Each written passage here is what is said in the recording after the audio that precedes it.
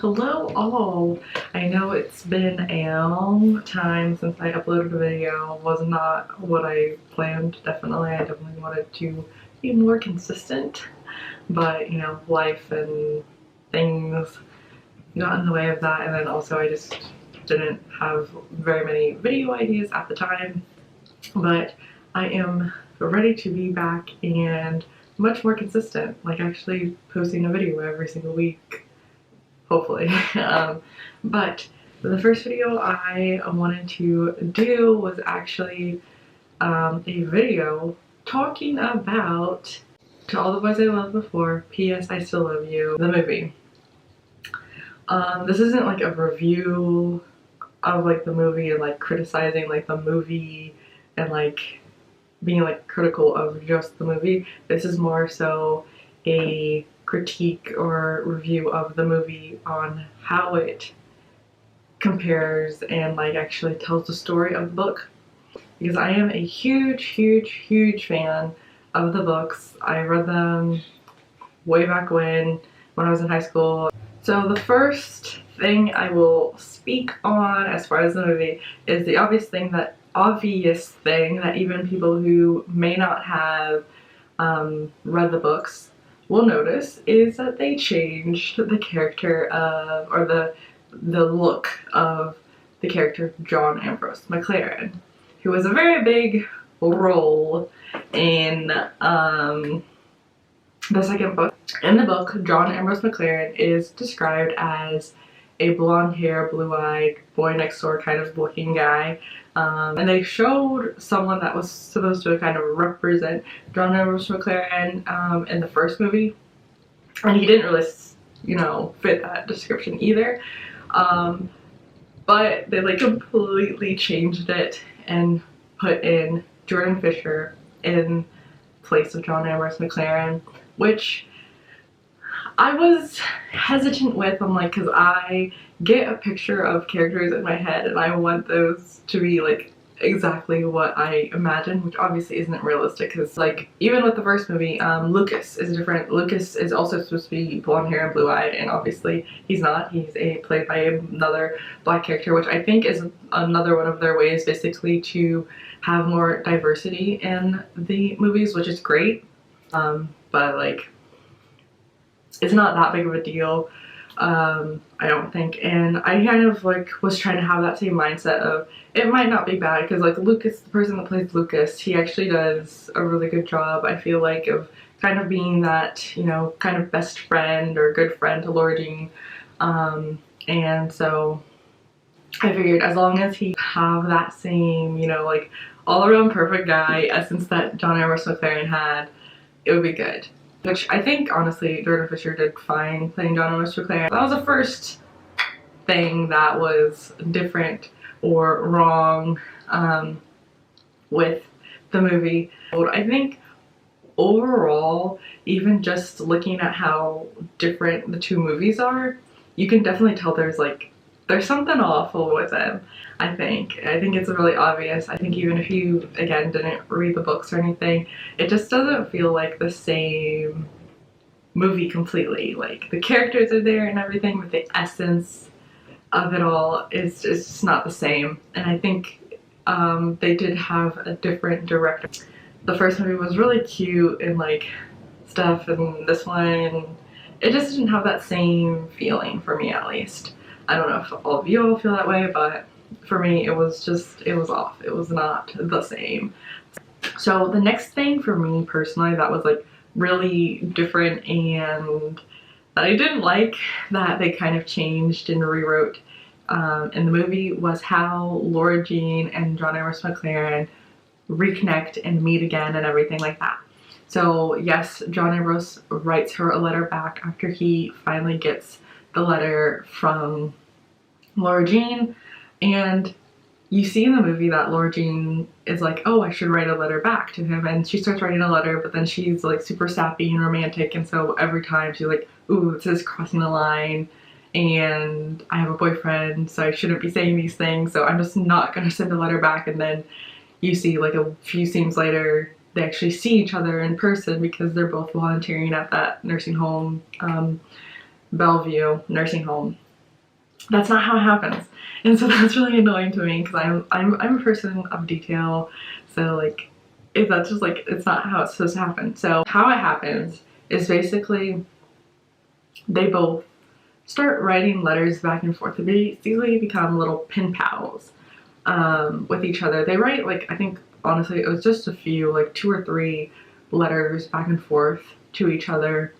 And Laura Jean, even after she gets the first letter from John, she actually does tell Peter like, oh yeah, John actually sent her a letter back. And like Peter's like, oh really, that's weird. And you know, you can kind of tell that he's like a little jealous about that. I'm like, oh, he sent you a letter, interesting. And then when they first actually see each other in person, it's not at the nursing home, it's actually at the treehouse. So in the movie, it's kind of like Laura Jean and John are hanging out at the nursing home, and then they start talking and reminiscing about their childhood and stuff. And then they decide, because the treehouse is about to be torn down, that they're gonna go and do the little capsule party, and they do it together essentially. And they do have a connection with the nursing home, or Bellevue, in the book too, and that is because Stormy, who is in the movies, is actually John's step great grandmother. The way they like meet each other there is they just happen to, John happens to be visiting Stormy at the time, and I'll get into that a little bit later because there's another thing, but I don't want to talk about that just yet. So my next thing that I kind of have a little bit of an issue with, I guess you could say, is that the whole Trevor and Peter being best friends thing, that's not actually how it is in the book. Trevor is just one of their childhood friends. They don't really hang out too much. Like, they're like cool and everything, and like they might be say hey to each other in the hallway, but they're not like, they don't actually hang out or anything like that. Peter just hangs out with like the lacrosse guys, and like Trevor's not actually supposed to be on the lacrosse team or anything like that. But you know, it is what it is. I think I'm not, to me it's not like a huge deal. Another problem I have is Chris and Trevor, definitely not a thing, never were a thing, never should be a thing, because Chris is like a huge free spirit kind of girl who like, she doesn't want anything serious. She doesn't want to be in a relationship with anyone. So that whole thing of them getting a love interest for Chris is wrong. Should not be happening, and obviously they're probably going to continue that on to the next movie. The next thing that I'm going to talk about is like the big thing that I feel like all of the people who ever read the books have been complaining about, and that is that after the treehouse party, while it's like kind of dwindling off and ending, they are reminiscing, obviously, and they talk about how they used to play a game of assassins. And so the game of assassins is actually like a big part of the whole book, because I think it happens like fairly early on in the book. At least the game starts fairly early on in the book, and that kind of, through the game, it kind of opens up so many other doors. Like, the game is where Laura Jean and John actually end up spending even more time together and stuff like that. So like, John, like I said, is Stormy's grandson, and so he is there to visit Stormy, and so when he's there to visit Stormy, Laura Jean tags John out, and so John volunteers to help Laura Jean tag out Peter, who John had. And so now it's Laura Jean's job to tag out Peter. And by this point, there's only 3 people left in the game. It's only Peter, Genevieve, and Laura Jean. So Laura Jean knows that either Peter or Jen has her, and she has Peter. Laura Jean comes up with the idea to, you know, get all dolled up in Peter's gear and actually go to one of the away games, but she typically only goes to the home games because, as we all know, Laura Jean is not the most confident driver, and she doesn't really like driving too far away and everything like that. And so it's at John's school, so John volunteers to help her out and drive her to the school so she can get Peter out. And when she gets there, she waits and waits and waits, and Peter never ends up showing up. He never ends up getting off the bus. And so he's like, so she gets John to drive her to Peter's house, and that's when they see Peter and Jen together. And so they leave, she goes home, and texts Peter, whenever you're done with Jen, come see me. And that's essentially actually how they end up breaking up. They kind of, like, the way they do it in the movie, I honestly don't care. I don't think it's like terrible, because obviously they didn't even have the Game of Assassins, so they couldn't even do it that way where she's actually with John when she finds out that Peter and Jen have been hanging out together. And even in the book, she kind of knows that there's something going on with Jen and Peter, because they've been hanging out even in school, and she's like seen them a couple of times, and there's even a moment where Peter basically tells Laura Jean that he can't really tell her what's going on with Jen because it's Jen's story to tell. And another thing that you find out basically through the game of them playing the Game of Assassins is what actually is going on with Jen, and why Peter's comforting her. It's not like how when Jen comes up to the treehouse and Jen tells her that her parents are getting divorced. It's not that. It's actually that Jen's dad is dating and having an affair with, I think it's someone that's Margot's age. It's either Margot's age or a year older than Margot. And so the Game of Assassins, obviously lots happened. Lots of stuff happened in that whole process and everything. And they didn't include it. And I think that would have actually been a really fun thing to include in the movie. But I guess, again, the movie's only about an hour and a half, so they can't include every little thing. But I feel like out of all the other things that they could have included, like, they could have included the Game of Assassins, because it spans for most of the book. Another thing that's kind of like added on to that Game of Assassins is in the movie, basically you see Laura Jean text Jen, or text someone you don't really know at the time, but she texts someone, meet me in the treehouse, and it ends up being Jen. And they kind of have like a reconciliation of, and Jen's like, oh, Peter's really into you and Peter really does care about you and everything. And then like Jen admits that she had the friendship bracelet and she hid it because she didn't want Laura Jean to see that her most prized possession when they were kids was their friendship, essentially, as well, just like Laura Jean.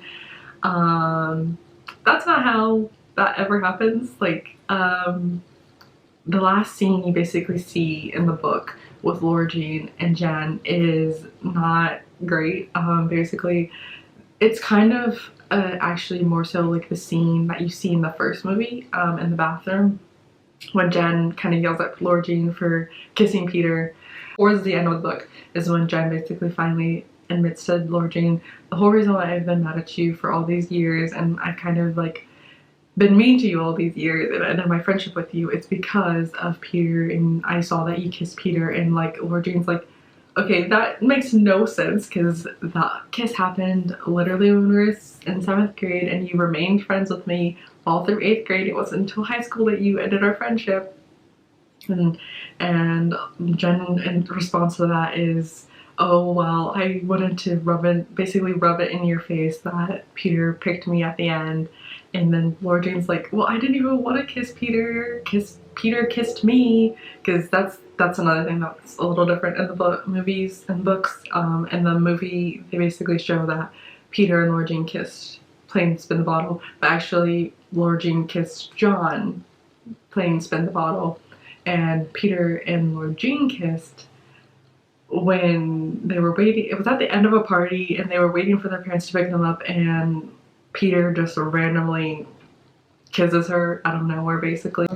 But they didn't include that. And basically the way Laura Jean actually finds out about the friendship bracelet whole situation is she texts Peter to meet her at the treehouse at the very end of the book, and when she is in there by herself, she notices the friendship bracelet, and that's when she kind of decides that she needs to move on from Jen, and that it's at the end of an era, basically, and everything like that. So, but that is essentially how she finds out about the friendship bracelet.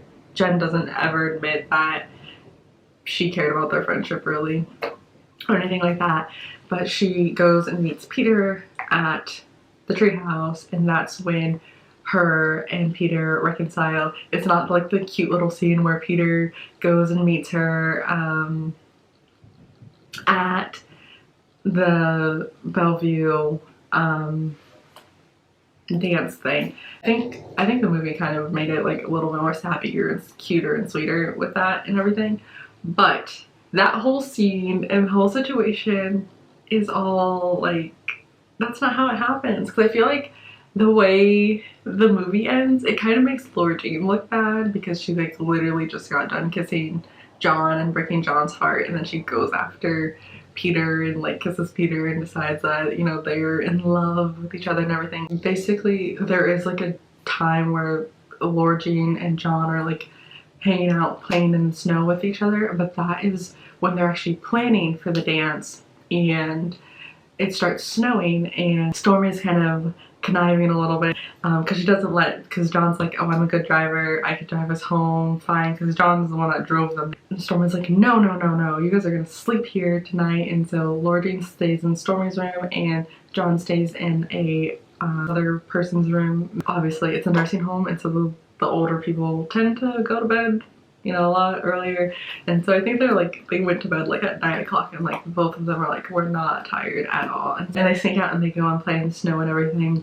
And that's how that snow scene happens. And then a few days later, the dance happens, and they have a really big deal and a big thing. Like, they get, John and Laura Jean get all dressed up because it's actually supposed to be like a World War II dance thing. It's not like a star dance or whatever they call it in the movie. So John is actually dressed up in like a World War II like mimicked outfit, and like Laura Jean's dressed up like, you know, a little 50s 40s girl or whatever. And John actually even borrows his dad's like red Mustang convertible and picks Laura Jean up, and it's like a whole big thing and everything. And so at the end of the dance, they like were cleaning up and everything, and John goes to get the car, and Laura Jean starts walking out and she sees Peter and Jen. And so like Laura Jean's first thoughts are like, oh, like I broke up with Peter, and so now he's trying to help Jen tag me out because Peter always knows that like I spend a lot of my time here at Bellevue. And Peter and Jen are like, what's going on? Why are you dressed up? And they see John swing by in his like fancy red Mustang, and they're like, oh, you guys are together. And so Peter's like, whoa, what is going on? Because obviously we all know Peter's a little jealous of John and Laura Jean's relationship. And so it's like a whole big thing. And like they do this like fancy little number where Laura Jean jumps into the car before Jen can tag her out, because they're in the middle of the Assassin's game anyways, and it's just Laura Jean and Jen left at this point. And so Laura Jean jumps into his car and they drive off and everything, and then they kiss when they're at a stoplight, and that's when they kiss. And it's not like, oh, immediately they just kissed and she goes off with Peter. No, they kissed, the day ends, the night ends, and a few days later, on Laura Jean's birthday, John kind of skips school to get all the way down to Laura Jean's school at the end of the day, and he gives her a snow globe for her birthday. That's where the snow globe comes in. I know they just like show us Laura Jean winning a snow globe in the at the fair or whatever. That's not how she gets the snow globe. Laura Jean, or John, I keep on mixing their names together. John gives Laura Jean a snow globe for her birthday. Peter, because this is happening like in the middle of the school parking lot, Peter sees them, and so Peter comes like running over and like, hey, I didn't get a chance to say happy birthday to you. And like Laura Jean's like, we literally got class together and you didn't say anything to me then. And he's like, oh, well, you were busy and you ran out of the classroom too quickly for me to say anything. And Peter gives her back the necklace and is like, oh, one day I'm gonna be able to put it back on you and pin you, which is the whole thing that like she's like, when she's talking to Stormy and Stormy tells her all about like her multiple guys that she dated, and like she talks about how like some of the guys would pin their girls to like kind of stake claim on them, and like make it like a romantic gesture. And she talks about this at one point with Peter on how she'd like it to be back in the old times when dating wasn't as serious and, you know, guys would pin a girl. And Peter kind of brushes it off like that's kind of crazy and dumb. But then in the scene on her birthday, he's like, I'm gonna pin you and I'm gonna get you back, basically. Like she's kind of just in shock of like the whole situation because she has these two guys. They're both great guys and they both have like different qualities that are, you know, really nice or whatever.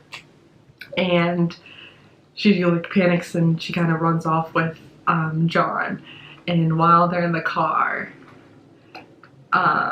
she kind of realizes that she really does love Peter, and that's kind of how she ends up breaking John's heart. But John, he's like such a nice guy, you know, and so he's like, you know, it wasn't our time in middle school, and I guess now it's not our time either, but maybe one day it will be our time.